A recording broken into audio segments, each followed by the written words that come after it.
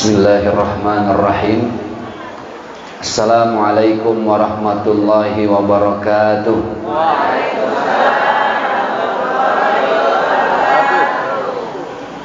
Alhamdulillah, summa alhamdulillah. Assalatu wassalamu ala rasulillah. La hawla wa la quwwata illa billah. Subhanallah walhamdulillah wa la ilaha illallah. Wallahu akbar, Allahu akbar, walillahil hamd. Al-mukarramun wal muhtaramun, yang kami muliakan, para kiai, para alim ulama, para ustadz dan ustadzah, para masyayikh, para cerdik pandai, tokoh adat yang hadir, juga seluruh sesepuh masyarakat di ini kota apa desa? Kecamatan apa namanya? Bila Hulu. Kota Inabara. Aik Nabara. Hah? Aik Nabara. Oh, Batu Bara. Aik Nabara. Aik Nabara. Ini bahasa mana ini Ustaz? Aik Nabara. Bahasa Mante juga lah. Oh, oke. Bahasa sinilah ya. Aik. Bahasa Batak. Iya. Aik Batak. Mobil khusus segenap pengurus DKM Masjid Baitun Naim. Mudah-mudahan Allah sehatkan kita semua, Allah berkahkan dunia akhirat. Amin ya rabbal alamin. Hadirin Bapak Ibu yang dimuliakan oleh Allah Subhanahu wa taala. Alhamdulillah, ini titik yang kesekian saya dan sahabat-sahabat, para anak muda yang tergabung dalam lembaga komunitas Riau Indonesia Mengaji. Dan tentunya alhamdulillah ada ayahanda kita juga yang sudah beberapa kali hadir, para ustadz dan guru yang setia. Beberapa titik beliau hadir ketika saya berceramah, dan mungkin ibu-ibu juga kemarin di titik sebelumnya sudah ada yang pernah hadir. Mana yang sudah pernah hadir? Angkat tangan. Ibu nggak bosan nama saya, Bu? Nggak ya? Ibu nggak bosan, saya yang bosan, Bu. Ini lagi yang datang. Allahumma salli wa sallim wa barik alaih. Jazakumullah khairul jaza. Bapak Ibu, terima kasih yang sudah bersedekah. Mudah-mudahan suatu saat kita kembali kepada Allah, diambilnya kita dalam keadaan husnul khatimah. Kenapa yang kita harapkan husnul khatimah? Ini sesuatu yang menjadi mimpi-mimpi kita dan tidak bisa dibeli dengan uang. Makanya ada doa, ya Allah biha, ya Allah biha, ya Allah bihusnil khatimah. Di umur kita yang tidak pernah tahu kapan Allah ambil nyawa kita, mau tidak mau, suka tidak suka, ada sesuatu yang harus kita hadapi nanti. Semua harus menghadapi. Apa itu? Sakaratul maut. Sakaratul maut bahasa Arab. Orang Indonesia bilangnya sekarat. Itu diambil dari sakaratul maut. Ketika berhadapan dengan sakaratul maut, dan itu pasti, semua tergantung amal kebaikan kita.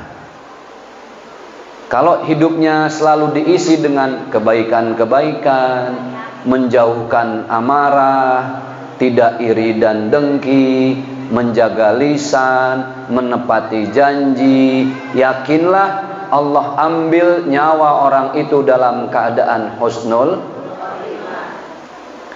Jadi sakaratul maut ini ibarat orang mau umroh, mau haji, atau mau keluar negeri, ada namanya di situ imigrasi, Pak.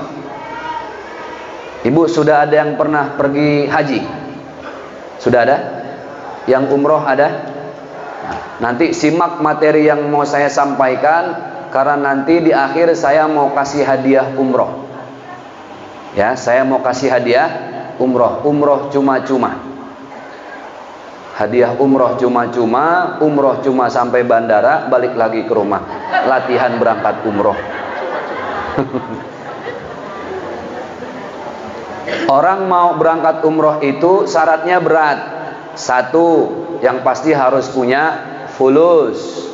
Ada fulus, mulus, nggak ada fulus, mamfus. Beli paketnya 25 juta, bintangnya mau bintang berapa, ambil.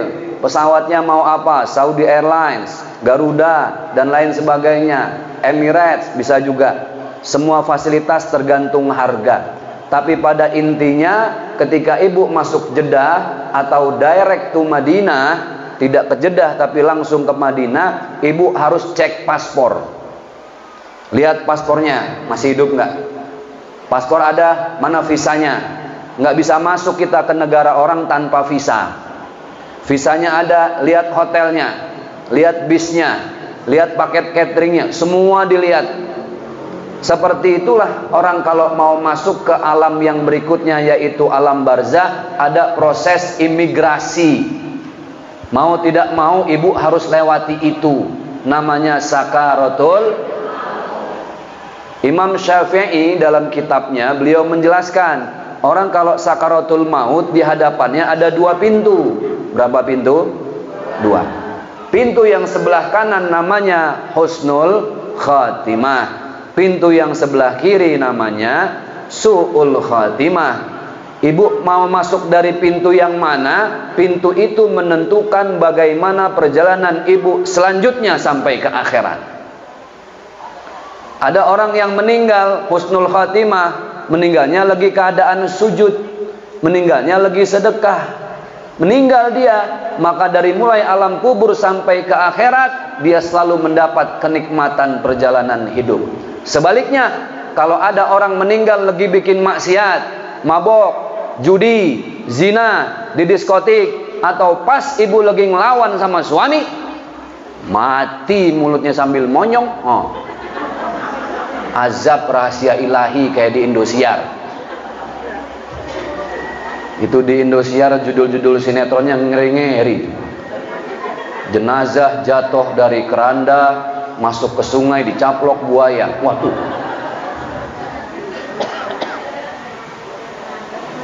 Maka semua ditentukan dari sekarang nih. Ibu mau pilih pintu yang sebelah mana? Kanan, pasti. Berarti selama ibu hidup harus banyak-banyak berbuat baik. Ya sholatnya, ya sedekahnya, ya peduli dengan tetangganya. Merugilah orang yang hidup cuma sekali, tapi ketika mati, cek imigrasi, dia meninggal dalam keadaan su'ul khotimah. 2015 di Tebet, Jakarta Selatan, kalau ibu masih ingat, dulu sempat viral, ada bapak-bapak meninggal di dalam masjid lagi sujud. Terekam CCTV, lagi sujud meninggal. Yang lainnya tahiyat, salam, dia tidak bangun-bangun. Disangka sama yang sebelahnya mungkin dia masih sujud. Ketika mau diangkat sudah tidak bernyawa. Ternyata ketika saya cross check, saya cari informasi dari keluarganya, memang orang ini tidak pernah lepas dari wudhu dalam setiap hidupnya. Yang kedua, sholatnya selalu dia jaga. Ketika diliput sama TV One, ditanya keluarganya, ternyata aslinya dari Semarang. Dia ke situ, ke rumah kakak iparnya, itu pas bulan Ramadan. Meninggalnya pas sholat taraweh. Subhanallah, betapa bahagia orang ini. Meninggalnya Ramadan, 1. 2, lagi taraweh. Sholat sunnah yang tidak di setiap hari ada, hanya di bulan Ramadan saja. 3, lagi sujud. Masya Allah. Dan ternyata si bapak ini besoknya mau berangkat umroh. Dan ternyata lagi umrohnya bukan sendiri, bawa anak yatim, 5 anak yatim diberangkatin umroh sama dia. Dan yang lebih hebat meninggalnya adalah di 10 hari terakhir, Asrul Awakhir. Oh, husnul khotimah. Tapi sayangnya berapa banyak orang yang meninggal dalam keadaan mabuk nyungsep ke got. Ada. Nauzubillah, berapa banyak orang yang lagi berzina di hotel meninggal dunia. Nauzubillahi min dzalik. Maka semua kita yang nentuin. Maksudnya apa? Maksudnya biasakanlah kebaikan-kebaikan supaya ketika Allah ambil nyawa kita, kita dalam keadaan baik. Makanya Bapak Ibu, nasihat buat saya, kalau kita mau melangkah ke tempat dosa, fikir-fikir 1000 kali. Nih jangan-jangan langkah saya yang terakhir nih. Siapa yang tahu kalau ternyata pas kita melangkah ke tempat dosa mati, selesai sudah. Ini malaikat Israel paling demen yang begini. Nauzubillahi min dzalik. Oke, ada lagi? Oh, ada lagi. Baik, dibagikan dulu. Baik, mau dibagikan deh, silahkan. Bagikan dulu Ibu, nggak apa-apa. Yuk kita zikir lagi Ibu. Subhanallah walhamdulillah wala ilaha illallah wallahu akbar. Subhanallah walhamdulillah wala ilaha wallahu akbar. Baik, ada lagi nanti? Nggak ada ya? Kalau ada lagi biar sekalian, karena sayang kesempatannya Bu, mumpung saya di sini. Nanti kajiannya kalau terlewati kalah sama risol, kasihan kan gitu ya. Mendingan kita zikir dulu kalau ada yang dibagi-bagi lagi supaya nanti khusyuk. Nah, kenapa Ibu lihat, perhatikan. Ini masalah kematian ya. Almarhum Olga Saputra. Ibu masih ingat? Ya, terkenal. Wow, dulu semua TV ada Olga. Pagi-pagi Ibu buka RCTI, Olga sama Raffi Ahmad. Dahsyat. Masih ingat? Live. Geser sore Facebooker sama almarhum Bang Sapri yang sering pantun. Pantunnya gini, masak air. Hafal ternyata. Sore Facebooker, malam Olga itu di YKS bareng sama Goyang Sesar kalau Ibu masih ingat. Setiap kali saya ketemu, saya bilang, Bang Olga, mumpung ada umur, rezeki, pergilah umroh. Mumpung masih sehat. Iya Ustadz, belum dapat waktunya, masih kontrak sama RCTI. Ketemu lagi sama saya di Dahsyat live waktu Ramadan. Ayo Bang, umroh. Nggak harus bareng sama aneh, sama siapa aja ntar saya titipin. Iya Ustadz, nanti nggak sampai berangkat umroh. Almarhum Olga. Almarhumah Jupe. Ingat Jupe? Pak, tahu Jupe Pak? Pak Jupe, hai. Pas Jupe dirawat di rumah sakit Cipto Mangunkusumo RSCM, saya datang. Ustadz Ahmad Al-Habsyi juga jenguk, saya jenguk. Karena udah dekat sama saya. Saya bilang, "Pok," nah, karena saya manggilnya kakak, orang Betawi bilang, "Empok, Pok, kalau masih sehat ada rezeki berangkat umroh. Mumpung masih ada umur." Akhirnya berangkat. Kalau Ibu pernah dengar waktu itu pakai kursi roda, dia berangkat umroh, nggak lama meninggal. Alhamdulillah. Ketika meninggal, keluarganya kasihan. Tidak ada satu orang pun yang bisa memproses jenazahnya secara benar dalam agama Islam. Bingung. Akhirnya ketika di pemakaman, saya ketemu sama Bang Eko Patrio. Kata Mas Eko, udah Ustadz Zaki nggak usah kemana-mana, tolong bantu kuburin. Saya yang nguburin. Olga pun saya yang turun waktu itu Bu. Sama Bang Billy. Kenal Bang Billy? Billy Bu, Billy adenya Olga kakaknya. Billy adenya. Billy.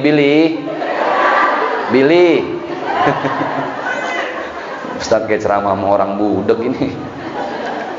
Waktu almarhumah Jupe saya yang tempelin wajahnya tuh Pak. Ya Allah, dalam hati saya, ya Allah Olga, ya Allah Jupe terkenal, harta banyak, tapi kalau sudah begini udah nggak bisa apa-apa Bu. Mau gimana coba, sudah tidak bernyawa, betul nggak? Almarhumah Jupe yang paling, ini karena semalam saya habis ngobrol sama teman-teman, pulang acara terus ngopi, ngomongin almarhum Ustadz Jeffrey Al-Bukhari. Masih ingat Uje ya Bu? Kalau tadi zikir yang kita baca itu kan punyanya Ustadz Arifin Ilham. Kalau Uje, Subhanallah walhamdulillah. Oke, stop, sudah, Masya Allah. Nggak boleh dipancing dikit nyamber dia. Uje, berbicara tentang Uje, Ibu masih ingat nggak meninggalnya hari apa waktu itu? Jumat, di umur 40 tahun. Hati-hati dengan umur 40 tahun.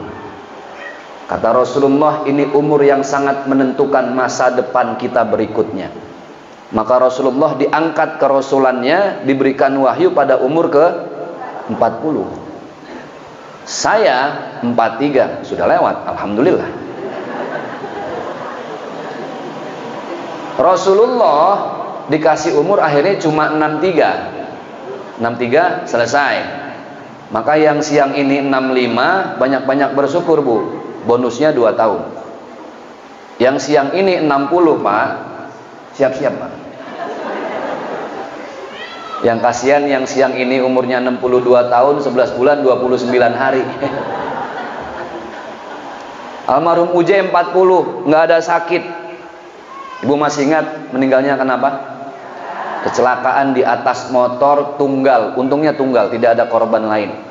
Tapi ketika saya ikut dengan polisi di TKP, ternyata tidak ada jejak rem. Jadi terindikasi Uje ini meninggal di atas motornya.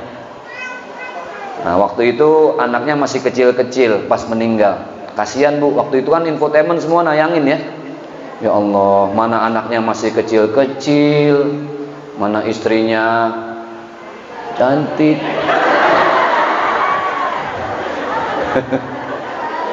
Sekarang Abizar udah gede, bahkan udah main film nih. Kalau teman-teman nanti ada bioskop, main di Balada Si Roy itu, udah gede, wah udah Uje banget mukanya. Saya suka nggak sanggup kalau lihat Abizar itu seolah-olah ngelihat Uje lagi masa mudanya. Kenapa saya cerita Uje? Ada pelajaran yang mau saya sampaikan. Umurnya 40. Apa yang kurang dari seorang almarhum Uje? Terkenal, ceramahnya bagus. Jam 10 malam saya masih telepon-teleponan. Ustadz bro, kata dia manggilnya gitu. Nanti kita ngumpul-ngumpul ngopi-ngopi yuk. Saya bilang jangan malam ini Pak Bos. Saya ada acara dulu waktu itu Isra Mi'raj. Besoklah saya ke rumah. Jam 10 teleponan. Dulu belum zaman Android, masih BlackBerry. Betul? Masih ingat BlackBerry Messenger, BBM. Jam 1 telepon saya udah tidur, saya silent. Jam 3:30 saya bangun, kok handphone sampai ada 30 miss call. Saya buka BBM, innalillahi, Uje meninggal. Saya pikir itu hoax dulu. Saya lihat di TV One, buka, betul. Semua TV, oh berarti ini benar. Saya kesana mau subuh, sudah. Ya sudah selesai. Jam 10 masih telepon-teleponan Bu. Itu yang mengantarkan jenazahnya, Masya Allah. Beliau itu orang baik. Beliau itu orang baik. Banyak kebaikan-kebaikan yang saya contoh dari beliau. Jadi beliau itu tidak hanya berceramah, menyampaikan kebaikan, tapi memang kesehariannya banyak yang bisa dicontoh. Nah ini kita bahas satu. Jadi pernah suatu hari, jauh sebelum Uje meninggal Bu, saya diajak sama almarhum Uje ceramah ke daerah Banten. Di daerah Banten.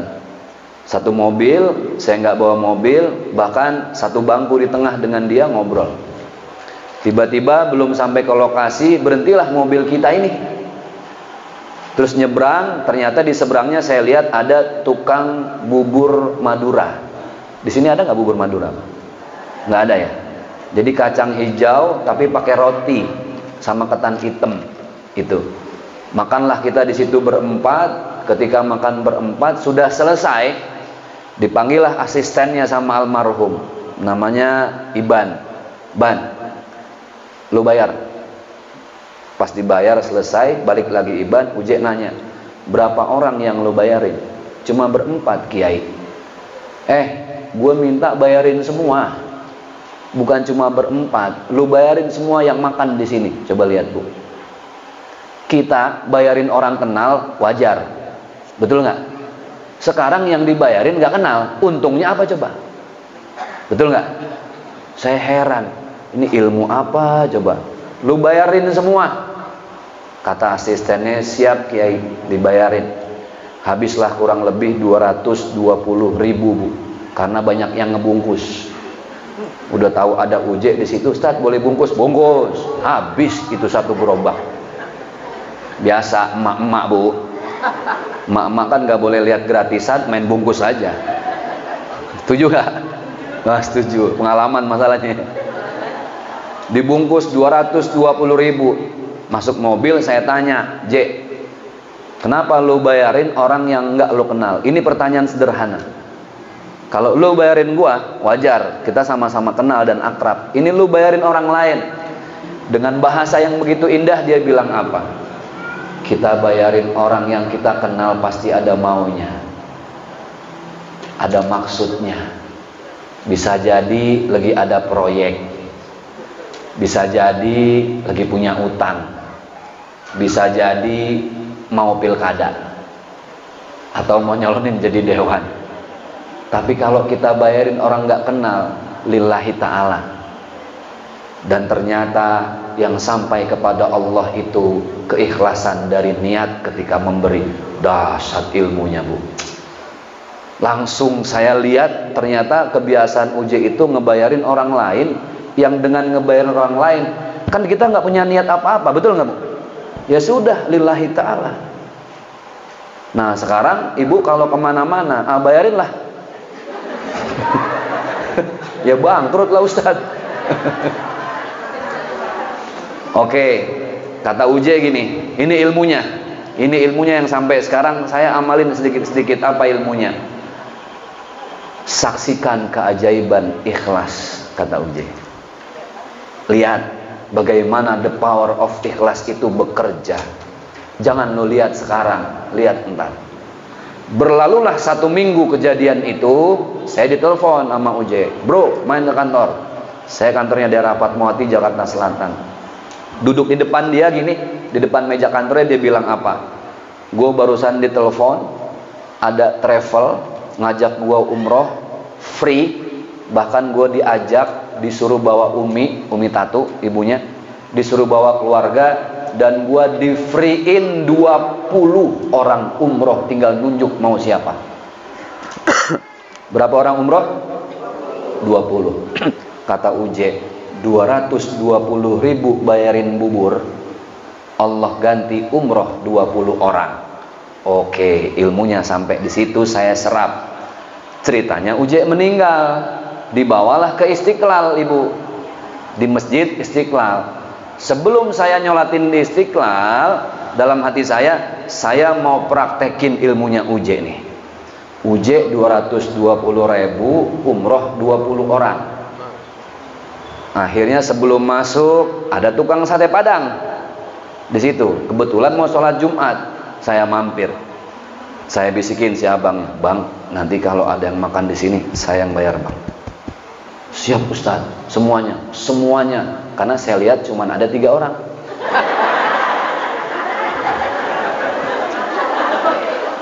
Semuanya Ustaz, bertiga, saya berdua, 5. Siap Ustaz. Lagi duduk enak, datang lagi yang baru, 2, 1, wah bangkrut nih urusan nih. Pak Ustadz yang baru datang sama Ustadz, semua saya yang bayarin. Baru saya tanya harga, berapa harga satu porsinya? 45.000 Ustadz, mati. Tapi ya sudahlah, kata Uje kan udah lillahi ta'ala aja, lillahi ta'ala. Habis makan semua, banyak tuh orang, Bu. saya nggak mau rugi dong. Habis saya bayarin, saya bagiin kartu nama saya. Mana tahu ada yang undang ceramah kan? Gitu. Balik modal kan? Saya bagiin semua. Nah, adalah satu ibu-ibu dengan suaminya. Pak Ustadz, saya nggak usah nyimpen kartu nama Ustadz ya, karena udah ada di suami saya, cukup satu. Saya ambil, saya taruh di tas bagian depan yang nggak ada resletingnya. Kan ada tas yang model ada resleting, depannya nggak ada resleting. Saya taruh di situ. Sudah. Saya tanya, ibu dari mana? Saya dari Cirebon, Ustadz. Hah? Kok jauh? Jauh-jauh ke sini naik kereta? Iya, naik kereta, Ustadz. Kereta api maksudnya, Bu. Bukan kereta orang sini ya. Naik kereta, Pak Ustadz. Oke. Kenapa ibu bisa ke sini? Saya lihat dari jam 1 Uje meninggal. Ibu ke sini khusus buat Uje? Buat Uje, Ustadz. Nggak ada. Selesai ini saya pulang. Masya Allah. Apa yang membuat ibu ke sini? Dia cuma cerita, 3 tahun yang lalu Uje ceramah di kampung kami, anak kami baru umur 3 tahun ngefans sama Uje. Masyarakat bergerombol mau salaman sama Uje. Anak saya angkat waktu itu di atas apa ini? Pundak. Dia panggil sendiri, Uje, Uje. Anak kecil manggil Uje, orang manggilnya Ustadz gitu ya. Alhamdulillah nyalah juga. Untung yang nyalain bukan Uje. Dipanggillah sama anaknya, Uje, Uje. Uje kaget. Kok ada anak kecil berani manggil Uje, Uje. Dilihat, oh ada anak kecil. Diciumlah tangan itu anak sama Uje. Bukan anaknya cium tangan, tapi tangan anak kecil itu dicium sama Uje. Itu Ustadz yang membuat saya kesini. Padahal kejadiannya berapa tahun yang lalunya? 3 tahun. Itulah kebaikan. Allah tidak ganti saat itu juga, tapi 3 tahun berikutnya baru Allah ganti. Selesailah makan sate Padang. Oke, saya bayar dong 420.000. Banyakan siapa sama Uje? Banyakan saya. Uje 220, umroh 20. Saya 440, ya 40 orang lah umroh gitu kan. Hitung-hitungan, saya tantang Allah. Ya Allah, 420.000 saya bayarin orang makan sate Padang. Ketika saya mau masuk ke dalam Istiqlal, Bu, buat sampai di tempat jenazah itu kan penuh, kredit, udah nggak bisa lewat. Saya tantang Allah di situ. Ya Allah, 420.000 ya Allah. Buktikan kebesaranmu ya Allah supaya saya sampai di depan. Gimana? Tolong diatur caranya ya Allah. 420.000. Tiba-tiba almarhum Ustadz Arifin lewat. Karena kenal lama saya, sudah berapa kali ngobrol, dia ngelihat saya. Saya, Kiai, Ustadz Zaki, kenapa nggak bareng ke sini? Lagi dikawal sama rombongan FPI. Rombongan FPI Laskar itu kan dipagerin, Bu, Ustadz. Saya disuruh masuk, masuk, alhamdulillah, tembus, lancar sampai ke depan. 420.000. Sampai di depan, saya komplain dong sama Allah. Ya Allah, masa cuma gini doang ya Allah? Kan 420.000 umrohnya belum ya Allah, gitu ya. Oke, selesai sholatin itu sepenuh-penuhnya manusia. Ketika kerandanya mau diangkat, berebut semuanya, Bu, berebut. Saya udah dapet tuh bagian kiri. Pas saya melangkah 2 langkah, kok kayak tas saya nggak ada. Tanpa saya selempangin, hilang. Allahu Akbar. Di dalamnya handphone saya 2, di silent semua. Saya kunci, ada paspor. Karena 4 hari lagi saya mau berangkat syuting waktu itu ke Cina. Waduh ya Allah. Akhirnya saya cari tas dulu lah. Saya lepas itu keranda. Jamaah sudah bawa keranda masuk ambulan. Saya balik lagi ke tempat tadi sholat. Nyariin apa saya, Bu? Tas. Cari sana nggak ada, cari sini nggak ada. Ada rombongan ibu-ibu ngelihat saya. Ada Ustadz Zaki, foto. Keadaan saya lagi bad mood. Tas lagi hilang, kepikiran, disuruh foto. Saya bilang, Bu, saya lagi kehilangan tas. Namanya the power of emak-emak, nggak mau tahu. Apalagi ini emak-emaknya, emak-emak garis keras. Pokoknya foto Ustadz, pokoknya foto. Ya udah, susah senyum lah saya. Orang dompet saya sama tas-tasnya hilang. Sudah selesai foto, saya cariin. Waduh, nggak ada. Coba ke bawah Ustadz, kata orang-orang. Di bawah itu ada tempat pengaduan barang hilang. Pas saya ke bawah, saya kirain yang hilang saya doang, Bu. Saya dapat ngambil nomornya 250. Saya tanya yang paling depan, Bapak nomor berapa? Nomor 5. Mati. Ternyata banyak juga yang sholatin jenazah copet. Tahu copet, Bu? Itulah.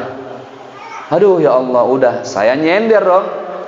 Kan tiang Istiqlal tuh gede-gede, Bu. Saya nyender, pas saya nyender, ya Allah kok gini amat, boro-boro umroh 420, tas hilang lagi. Ya Allah, sedih amat saya. Pas lagi nyender duduk manis, ada ibu-ibu yang rombongan tadi foto datang lagi.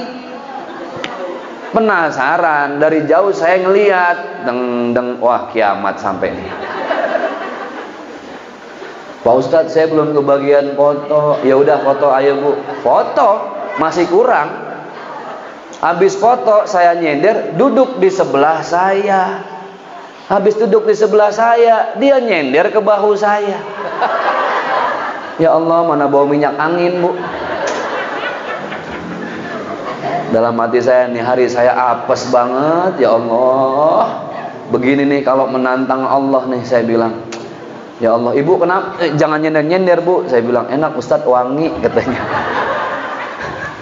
Iya, saya disenderin, mau muntah saya, Bu.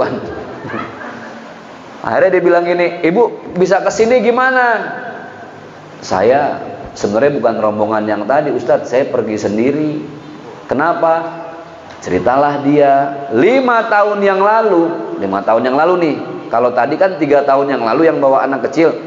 5 tahun yang lalu Ustadz Jeffrey itu keluar dari bandara. Saya ini penjaga toilet Ustadz di bandara. Jadi kalau ibu keluar bandara ada toilet di parkiran. Nah, saya lagi sedih duduk gini. Tiba-tiba ada orang duduk sebelah saya habis dari toilet pakai topi, pakai jaket. Kan kalau uje pakai topi gitu, Bu, biar nggak kelihatan. Pakai masker. Duduk nanya, Ibu kenapa sedih amat? Anak saya belum bayaran sekolah. Saya ditanya, berapa bayarannya? Ya 2 anak sekitar 1.200.000. Dikasih sama orang itu, Pak Ustadz, 1.500.000, dilebihin 300. Tapi kok suaranya kayak nggak asing gitu. Akhirnya saya tanya, pede nggak pede saya tanya, Ustadz yang di TV ya? Enggak, jangan bohong Ustadz, bohong dosa gitu kan. Pas dibuka kaget dia, uje.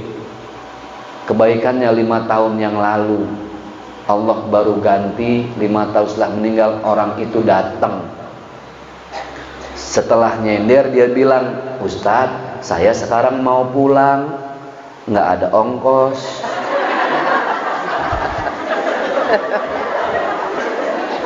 Kan dulu uje ngasih 1,5. Ustadz mau ngasih berapa? Saya bilang, Bu, saya habis kehilangan tas. Iya, tadi juga rame katanya Ustadz Jaki kehilangan tas. Ya seikhlasnya deh Ustadz. Ya masa saya mau buka baju di sini, Bu? Sisa uang 30.000 di kantong saya, Bu. Saya lipet-lipet. Itu juga bekas kembalian tadi. Ya kan? Kan 420, betul nggak? Kembalian berapa? 30. Bawa uang 500. Selebihnya di ATM, ATM-nya dalam tas. 30.000, saya mau kasih 10, ditukar sama dia. Saya kasih 10, Pak Ustadz yang hijau aja Pak Ustadz, katanya. Udah ambil semua, Bu. Ambil semua, pulang. Dalam hati ini ibu-ibu, Masya Allah, saya kepikiran lagi tas saya. Pusing lagi, pulanglah saya ke rumah berdua sama teman saya waktu itu. Teman saya kan marah-marah, Bu, emosi, kesel, betul nggak? Ini saya mesti bikin paspor lagi nih, gimana dengan nasib KTP saya dan lain sebagainya. Ketika di mobil saya diem, teman saya ngajak ngomong, saya marahin, dia bilang gini, Gue heran, lu kalau ceramah udah kayak orang bener. Orang disuruh jangan marah, lempengan begini, gue dimarahin. Kan ente yang ngajarin, marah itu harus diredam, banyak-banyak istighfar. Baru saya ingat lagi, orang kesel bu. Tiba-tiba teleponnya dia bunyi, teleponnya teman saya bunyi. Nggak ada namanya, diangkat sama dia. Ya, oh iya, oh Ustaz Zaki ya, oh iya, kenapa pak? Oh nih, bro ada yang mau ngomong saya, Ustaz, ini saya yang tadi nemuin tas Ustaz. Oh, di mana bang? Tadi saya ngeliatin Ustaz dari belakang ketika angkat keranda. Pas tak Ustaz dicopet, saya tangkep di kaki saya. Di apa namanya bu? Ditendang, saya tangkep, saya peluk Pak Ustaz. Cuman nggak sempet saya telepon, saya ikut nguburin Uje dulu.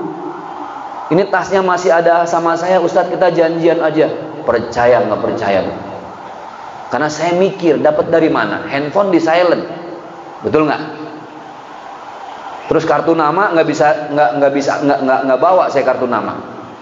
Dan subhanallah ternyata saya baru ingat, Mas dapat nomornya dari mana? Istri saya ngambil kartu nama. Tadi ingat nggak ibu? Yang saya taruh di tas, tuh hikmahnya. Ngambil kartu nama, di situ ada nama Ustadz, kami telepon. Loh, saya masih mikir, oh ya sudah, kita janjian dulu, ditutup. Saya mikir, itu kan di kartu nama nomor handphone saya. Sedangkan handphone saya di mana? Di tas. Kan nggak mungkin dong, kan di silent. Sedangkan dia nggak berani buka. Saya tanya sama teman saya, itu gimana ceritanya kok kartu nama bisa nelfon ke elu ya? Masa iya jin yang ngasih tahu? Barulah dia ngomong, ini gue mohon maaf sama lu sebelumnya nih. Kenapa? Itu kartu nama yang dibagiin, semua di belakangnya udah gue tulisin nomor gue. Lah emang buat apaan? Ya kalau ada yang undang kan ke gue lumayan bro, katanya. Bagi hasil katanya gitu. Ya Allah, lu kapan nulisnya? Tadi di mobil iseng-iseng katanya gitu, gue tulisin aja pakai spidol permanen. Untung ada nomor dia, bagus. Baru ini gue salah dibagusin sama lu katanya. Ya Allah, itu cara Allah bu. Saya ketemu janjian ngambil tas, ibu tahu siapa yang nemuin dompet saya? Orang baik. Tangan kanannya almarhum Habib Munzir Al-Musawwa, Majelis Rasul. Ya Allah ibu, itu saya lemes pas ketemu. Dia bilang apa? Ustadz, tasnya belum saya buka.